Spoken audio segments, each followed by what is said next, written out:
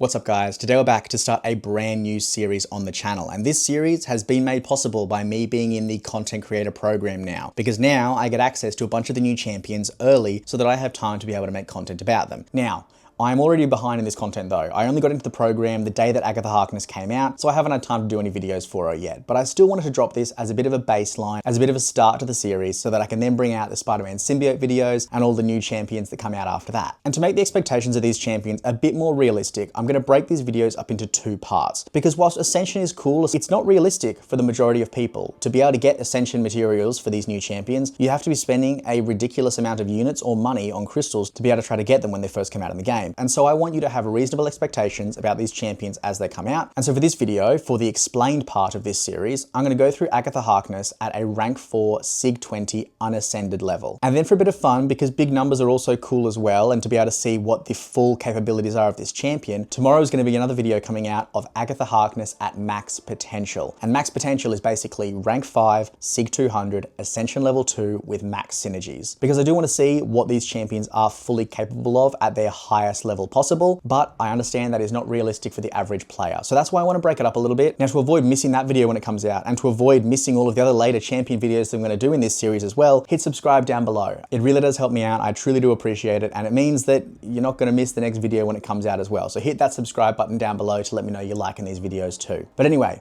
Agatha Harkness. Agatha Harkness, I think as a champion, flew under the radar a little bit. I think when she was announced alongside Symbiote Spider-Man's buff, I think everyone was very, very excited for Symbiote Spider-Man, and Agatha Harkness kind of got pushed to the side. And I think it is very easy for a Mystic champion to get pushed to the side recently because there have just been so many good Mystic champions that have come out recently. I feel like everyone is still riding on the coattails of Nico Minoru and the Doctor Strange buff and Madeline Pryor. There's so many champions now that everyone is still really, really excited about and potentially still trying to chase, and having another Mystic champion come out that maybe does similar sort of things, maybe doesn't catch too many people's eyes. So I think for that reason, she kind of got forgotten about a little bit, and I think the champion breakdown that Kabam did in the live stream, whilst going over abilities, maybe didn't showcase as much of her kit as maybe people needed to see to get an idea of what this champion is capable of. Because Agatha Harkness has a lot of handy stuff in her kit. You know, she's got the normal Mystic stuff of buff control and some sort of abilities around that, but there's a lot of other stuff in there that I think is very, very handy that not many other Mystic champions can do. Now, first of all, starting off with the base abilities, Agatha Harkness is immune to armor break, and her medium attacks are also non-contact, which doesn't sound like anything too major. I guess as a defender, it means that armor breaks can't be placed on her and she can't be taken down even faster for that reason. But it also is handy to come up against some different cosmic attackers. So that means like Terrax or, for example, Vision Arcus. Vision Arcus is a champion who basically places armor breaks on you, and when you are armor broken, you then take cold snap damage ticking down.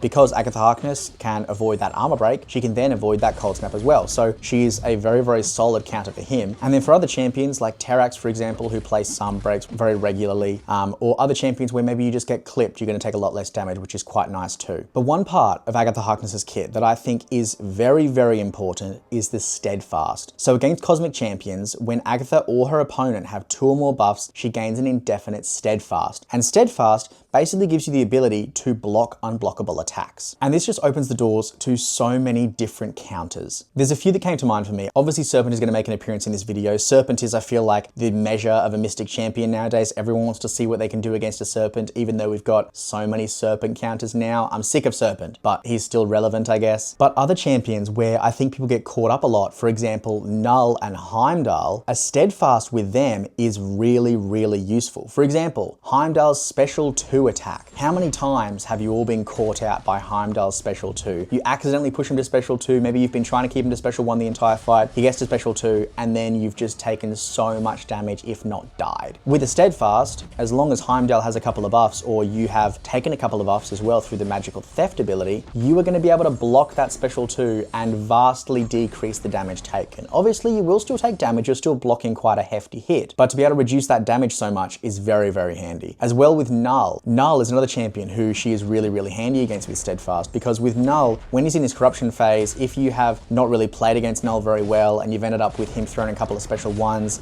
maybe placing a corruption, maybe you're reverse controlled, maybe he's about to throw another special attack, you can also just block. So if he's reverse controlled and you're trying to kind of get your bearings and he's unblockable, unstoppable, you can take a moment, you can hold your block, and he's not going to be able to get through that steadfast. And I think just safety nets like that are very, very handy. And I don't think many Mystic champions really have those sort of safety net abilities. It's more so abilities around trying to prevent those things from happening. But when champions have kits that actively prevent their unblockable buffs from being nullified, or maybe abilities are built in to be unblockable no matter what kind of buffs they have, there's not a lot of champions that counteract those. And so I think Agatha having that is a really, really solid addition. Now, Agatha doesn't actually benefit from the Mystic Dispersion Mastery, which is something we're seeing in a fair few champions these days, but instead she basically gains 3% of her max power when a buff on the opponent is nullified, staggered, or expires naturally. So you are still going to gain a fairly relevant power gain throughout these abilities just by, normally cosmic champions are going up against regularly having buffs expiring. It just means that it's not as crazy as Mystic Dispersion could be at rank 5 out of 5. Now there's another ability here around intercepting, but I'm going to come back to that because I want to talk first of all about the Magic Theft. Now, Magical Theft is basically Agatha's buff control ability, or buff control, but also kind of buff manipulation and taking advantage of the opponent's buffs. So first of all, based off of basic attacks, Agatha's going to power steal 1% of the opponent's power. Now, unfortunately, there is a bit of a thing at the moment where Kabam is doing power drain abilities or power steal abilities that don't impact the opponent once they pass 3 bars of power, which I really can't stand because the time that you really, really want power drain or power steal is when they're at 3 bars of power. It's kind of counterintuitive.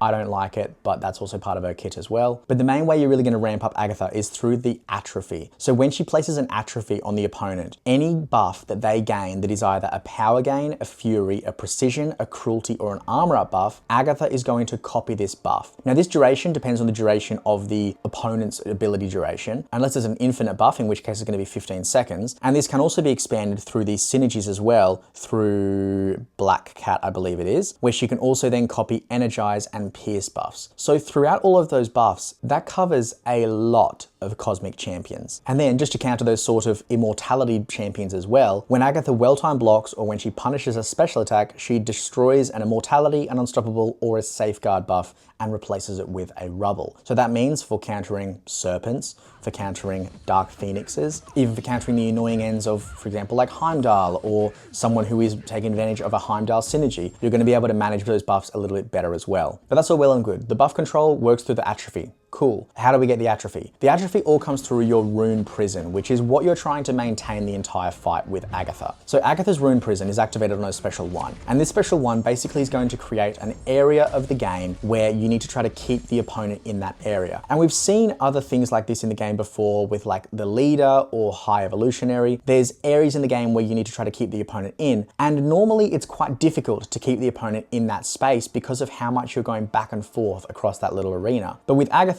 it's a lot more manageable because during that time when you're in the Rune Prison, the only abilities that are actually pushing the opponent is your medium attacks. So if you're sticking to like a parry and 4 light attacks, you're actually not pushing the opponent anywhere. Your strikers aren't going to push the opponent, your special attacks aren't going to push the opponent.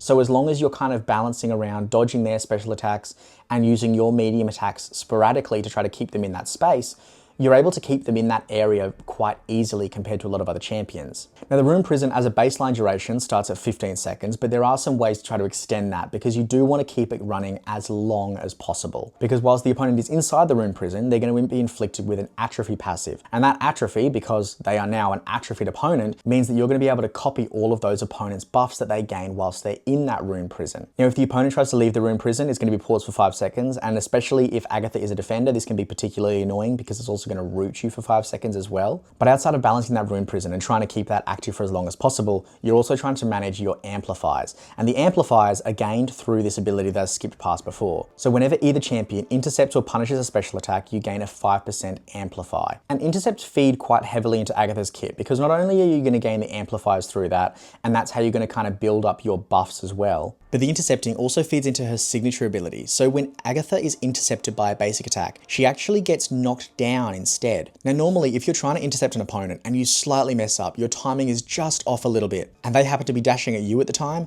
you're going to be taking a full combo to the face. And that is a lot of damage to take. Agatha has a special ability where she basically, if you fail an intercept, you get knocked down instead. So if the opponent intercepts you, and you get knocked down, it means that you can't take that whole combo to the face. Yes, you've been knocked down, and yes, it'll be a bit of a blip in the fight, but you haven't taken anywhere near as much damage as you would have otherwise. And that being the case, having that sort of built-in safety net of being able to intercept a lot more freely means that you can play a little bit more aggressively with Agatha than you might be able to with other champions as well.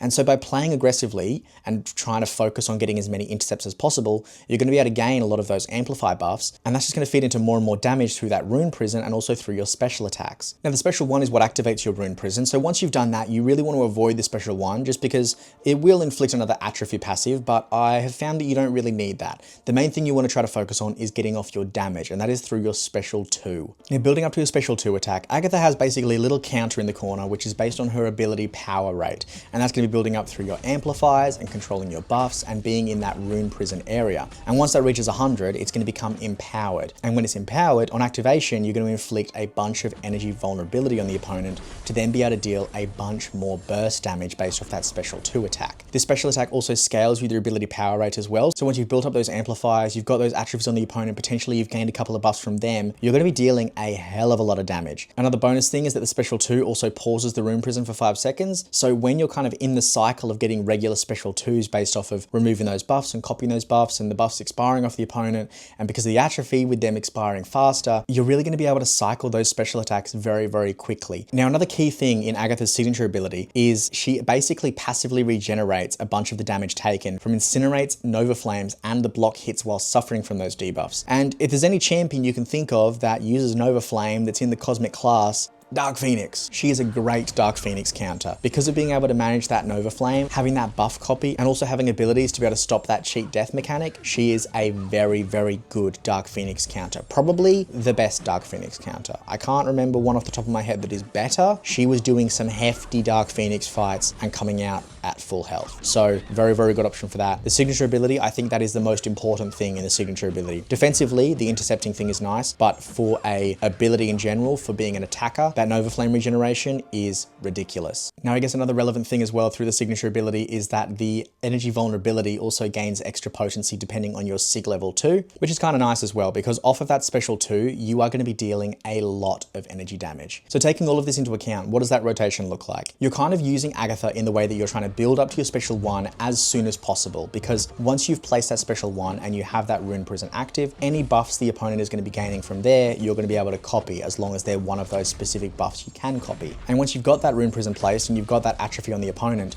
you're really just trying to keep them in that area. You do want to try to get off intercepts as often as you can, and because of that intercept knockdown ability, if you've got her awakened, you are going to be able to play a bit more aggressively than you might be comfortable with other champions as well. And once you've got a couple of amplifiers on the opponent, you've got an atrophy on there, you're copying their buffs, you're potentially gaining a lot of extra damage because of those buffs, and you get up those special 2s, and ideally waiting until they're empowered through those ability power rate abilities, the damage that Agatha Harkness can do from her special 2 is kind of ridiculous. Once she's cycling those special 2s, and because she's got the abilities to sort of remove those like immortality buffs and stuff like that, she can really shred through so many different fights with relative ease. I definitely think that Agatha Harkness is a very good champion. I think that she is close to being great. I think there is a few little things that maybe are holding her back a little bit, but I think overall, when I look at a champion and I'm trying to review a champion's overall impact on the game, I like to look at what gap they're filling in the game. If you keep up with my monthly review videos of what happens in the month in MCOC, you'll know that when I talk about the champions, it's about the gap that they fill, and it's the things that maybe other champions aren't doing that they do differently, or they do better, or they at least set interesting precedents in the game about new abilities and new different features that maybe we could get in further champions as well. And I think Agatha Harkness is one of those champions that does fill a gap. I think a lot of the counters that she takes, for example, like Serpent or Carolina Dean, these are fights that there are other options for, no doubt. There are other champions that will take them better than Agatha, but the specific abilities around the intercepting or around specifically that steadfast buff, that is a pretty substantial tool in different fights, is just having that ability to avoid the unblockable attacks. Because there are a lot of champions that have unblockable. It covers fights not only like Carolyn Dean, like Heimdall, like Null, like Super Skrull, a bunch of other champions that she is able to cover under that cosmic class, but it also means means for even champions like Serpent, you can keep him in the rune prison a lot easier than you would be able to otherwise, because you don't even have to avoid the first hit of the special attack. You can just block it as long as either one of you has 2 buffs. And I think that is a really, really solid ability for a champion to have. And it's a sort of ability that I think is useful in a lot of different scenarios. So I'm very, very glad to see that sort of thing in there. I do think the intercept ability has an interesting precedence in the game. I think it'd be cool to see that sort of stuff in different aspects of the game. I am a bit nervous to see what it means for Agatha on defense in, for example, like War or Battlegrounds and stuff, because I do think that, especially with that root on the rune prison and the intercepting not really going to be able to take advantage of a full combo against her, I do think that she's probably going to be a bit of a nasty defender, so I'm not really looking forward to coming across her in one of those defensive modes. But I do think it at least makes her a more interesting champion overall, for sure. So overall, I do think that if you're going to be picking up this champion from the Titan pool, you've got the resources to take her up to rank 4. I do think she is a really solid champion to have. I think that if you have been playing the game for a while and you've already got a couple of the high tier Mystic champions, I think you're probably going to be fine without Agatha. I don't think she fills enough of a gap to be able to justify everyone needing an Agatha on their account. I don't think she's quite one of those champions, but I do think that she is overall a really, really solid addition. One thing I would like to add, I do wish that she had some more block proficiency. Just because in the fights that you're ideally going to be using her in fights where you're blocking unblockable attacks, you're still blocking the attacks, and it means that you're still going to be taking a fair bit of block damage, and that she doesn't really have any abilities around that to be able to sort of increase that. At least in my testing, I have found that she loses a fair bit of health in just blocking attacks. So maybe not the best for Battlegrounds, you might lose some more points there. But for other game modes where maybe that chip damage isn't as important, overall I think she's going to be a pretty solid bet for there too. Anyway, that's going to do it for this video. Remember to come back tomorrow if you want to see what the rank 5 Ascension 2 SIG 200 full synergy team Agatha Harkness is looking like as well, because I've done those fights already. I got the gameplay ready right here and it is looking pretty nasty. She is taking down some big cosmic champions in a very small amount of time. So come back for that video. Make sure you hit subscribe so you don't miss that one when it comes out as well. But anyway guys, thanks very much for watching. Make sure you hit like, hit subscribe, all that good stuff. That really does help me out and I truly do appreciate it. Thanks for watching and I will see you in the next one. Bye.